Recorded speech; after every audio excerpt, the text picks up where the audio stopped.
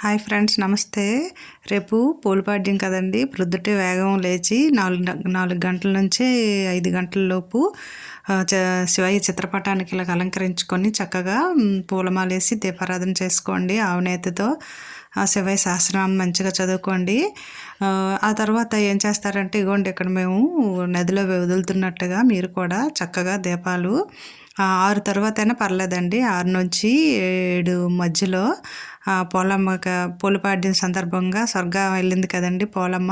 స్వర్గానికి వెళ్ళాలంటే అప్పుడులా మనం వెళ్ళిపోలేమండి. ఏంటంటే మనం చేసిన పుణ్యాలే మనకి ప్రతిఫలాన్ని ఇస్తాయి. మనం జన్మించిందే ఎన్నో ఇచ్చేసి నరక జన్మ మనం ఎత్తాం కదండి. ఇలాగా నదిలో కానీ ఇంటి దగ్గర కానీ పళ్ళెంలో పెట్టుకొని చక్కగా దీపాలు వదలండి.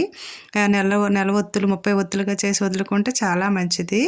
చక్కగా దీపారాధన చేసుకోండి. ఎంతో పుణ్యాన్ని పొందండి. ఓకే అండి, థ్యాంక్ యూ.